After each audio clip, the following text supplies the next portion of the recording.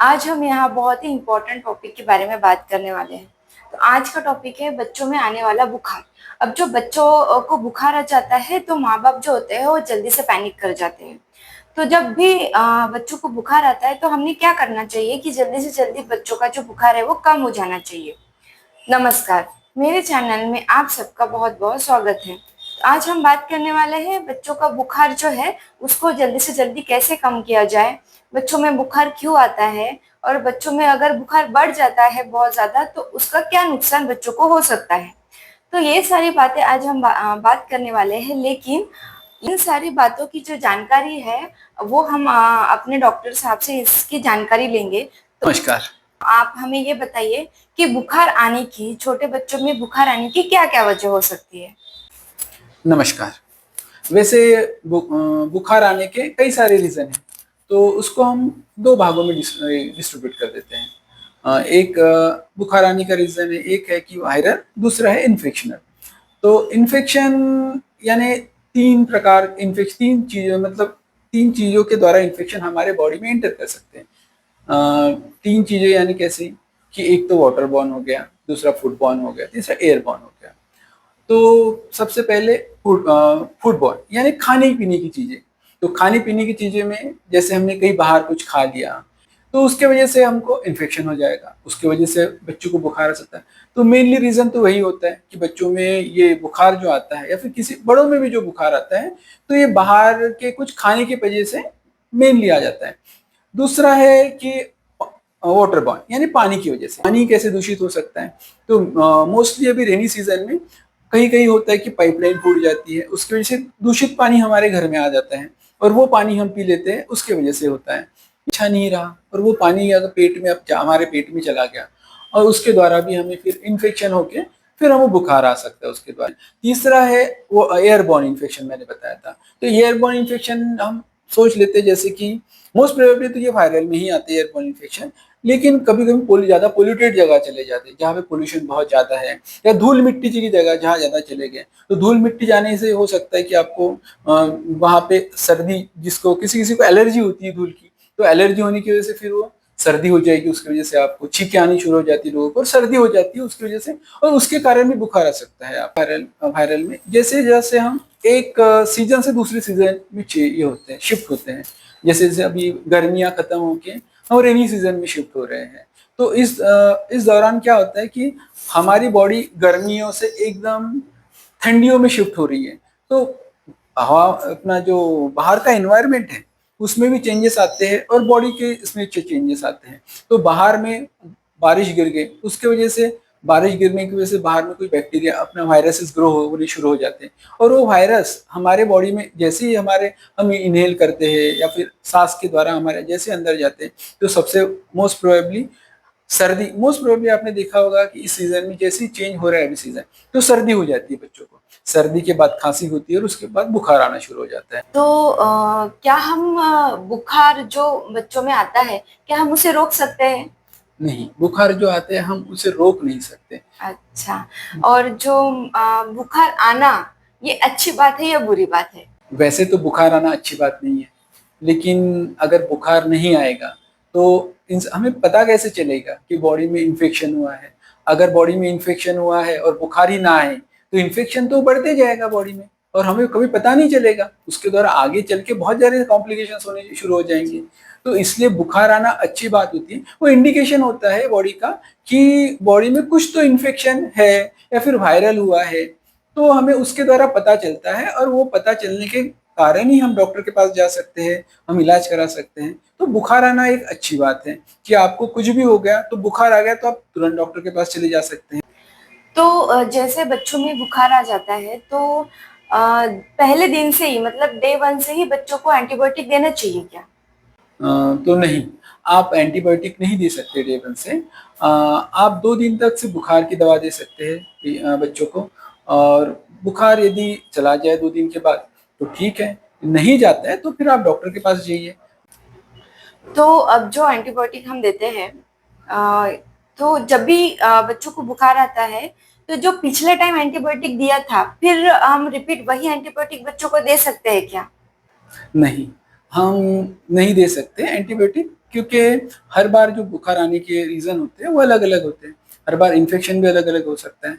तो एक ही एंटीबायोटिक हम हर बार नहीं दे सकते। पेशेंट्स को देखा हुआ है कि वो पिछली बार की पर्ची डॉक्टर अपना मेडिकल वाले के पास लेके जाते हैं बच्चों को बुखार आने पर, वो वही दवा रिपीट करते हैं। तो उसका फायदा तो नहीं होता, लेकिन उसका नुकसान हो जाता है कि बच्चों को क्या करते हैं कि एक दो दिन एंटीबायोटिक दे देते हैं, बुखार चला गया तो एंटीबायोटिक बंद हो जाती है। तो बुखार से कम हुआ रहता है, गया नहीं रहता। इन्फेक्शन रहता है वो थोड़ी देर के लिए कम हो जाता है, तो बुखार चला जाता है।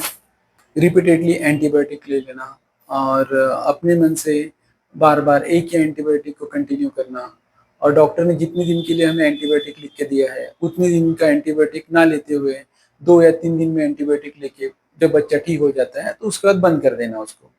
और इसकी वजह से बच्चों में या बड़ों में एंटीबायोटिक रेजिस्टेंस आ सकता है। अब ये एंटीबायोटिक रेजिस्टेंस आप बात कर रहे हैं, ये एंटीबायोटिक रेजिस्टेंस होता क्या है और ये कैसे आ जाता है बच्चों में? जैसे मैंने अभी बताया आपको कि एंटीबायोटिक जैसे लोग प्रिस्क्रिप्शन डॉक्टर लेके जाते हैं मेडिकल वाले के पास, और वो लेके आ जाते हैं एंटीबायोटिक, मतलब होल पूरा प्रिस्क्रिप्शन जितने एंटीबायोटिक लिखा, बुखार की दवा, खांसी सब लेके आ जाते हैं और उसके बाद वो दवा शुरू कर देते हैं। अब होता क्या है कि बच्चों के अगर वायरल है उस वक्त उसको इन्फेक्शनल नहीं है, वायरल ही है, तो क्या होगा 2 दिन में वैसे ही बुखार चला जाएगा। तो एंटीबायोटिक जो उसको एंटीबायोटिक मिली अभी मिली है वो तो वेस्ट हो गई उसको मिलके।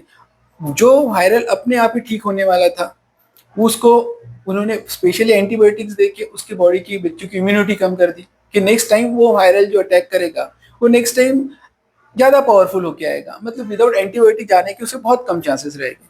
दूसरा, अगर वो इन्फेक्शनल है तो उसमें होगा ये क्या चीज हो सकती है कि लोग क्या करते हैं कि एंटीबायोटिक दे देते हैं और 3 दिन में यदि बुखार चला गया, कम हो गया, तो एंटीबायोटिक 3 दिन में बंद कर देते हैं या फिर 4 दिन में 5 दिन में बंद कर देते हैं, बुखार चला। एंटीबायोटिक जो है जो आपको डॉक्टर ने बताया है जितने दिन बताया है कि उतने दिन आप नहीं खाते हो और बीच में अगर छोड़ देते हो तो उससे अल्टीमेटली होगा ये कि एंटीबायोटिक तो मिला है लेकिन वो कम समय के लिए मिला है और इन्फेक्शन अभी भी गया नहीं है बॉडी में से।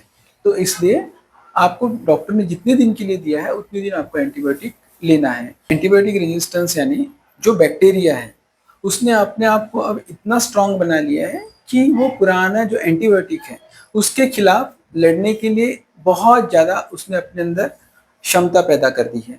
तो वो अब उस पूरा वो एंटीबायोटिक उस पर काम नहीं कर पाएगा, बार बार दिया गया है या फिर एक ही एंटीबायोटिक को ओवर यूज हो गया है, तो उसके कारण भी एंटीबायोटिक रेजिस्टेंस आ सकता है। बच्चों में जो बुखार आता है उसको कम करने के लिए, मतलब बुखार को जल्दी से जल्दी कम करने के लिए हम क्या क्या कर सकते हैं? बुखार कम करने के लिए सबसे पहले तो आप आपके डॉक्टर ने जो बुखार की दवा दी है वो बुखार की दवा बच्चों को दे सकते हैं। साथ में साथ आप बच्चों को ठंडे पानी से पोंछ के निकाल सकते हैं, ठंडे पानी से पट्टियाँ कर सकते हैं, या फिर बुखार बहुत ही ज्यादा है तो आप ठंडे पानी से नहला भी सकते हैं। क्या सिर्फ दवा देके हम बच्चों को सिर्फ दवा पिला के हम लोग बुखार कम होने का इंतजार कर सकते हैं, या फिर जैसे अभी आपने बताया है कि पोंछ के निकालना चाहिए, ठंडे पानी की पट्टियां करनी चाहिए, ये सब करना जरूरी है? यदि बुखार बच्चे में कम है तो आप दवा देके वेट कर सकते हैं बुखार कम होने का, लेकिन यदि बच्चे में बुखार बहुत ज्यादा है तो आप पोंछ के निकालो, ठंडे पानी से नहलाओ बच्चों को, क्योंकि उससे बहुत जल्दी बुखार कम हो जाएगा।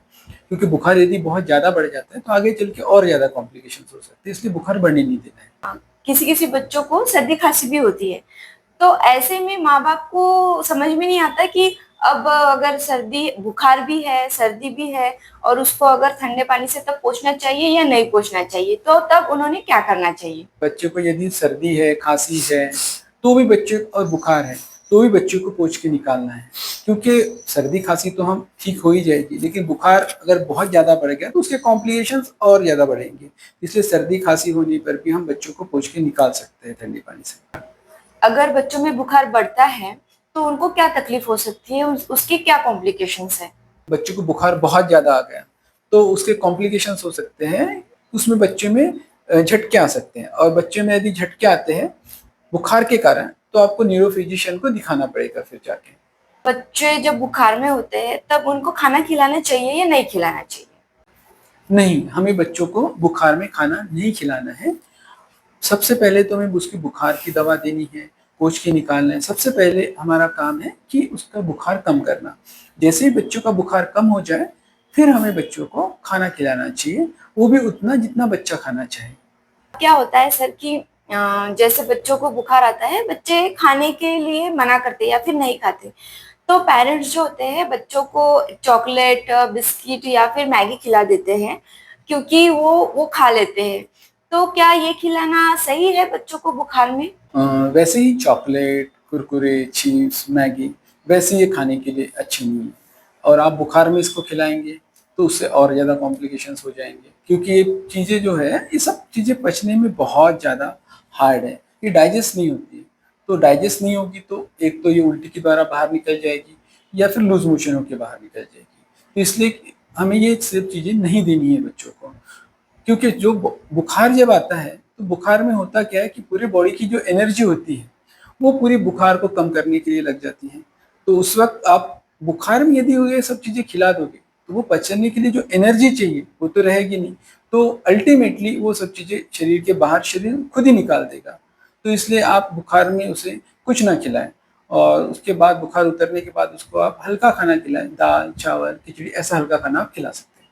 बच्चों को बुखार में अगर झटके आते हैं तो घर में, अगर बच्चा घर में है तो पेरेंट्स ने क्या करना चाहिए? बुखार में झटके आ रहे हैं तो इसका मतलब यदि यही है कि बुखार बहुत ज़्यादा बढ़ गया है, तो आप घर में बुखार के अब झटके आ रहे हैं तो हम दवा तो नहीं दे पाएंगे, तो इसलिए हमें उसको ठंडे पानी से पोंछ के, पैनिक नहीं करना है, ठंडे पानी से कंटिन्यू पोंछ के निकालना है, बुखार कम करना है उसका, और जल्दी से जल्दी नज़दीक डॉक्टर के पास आपको उसको लेके जाना है। थैंक यू सर आपकी ये इन्फॉर्मेशन के लिए। तो अगर अगर आप सब लोगों को ये वीडियो अच्छी लगी है, पसंद आई है, तो लाइक, शेयर और कमेंट कीजिए। अगर आपके कुछ सवाल है जो आप पूछना चाहते हैं तो आप वो भी पूछ सकते हैं।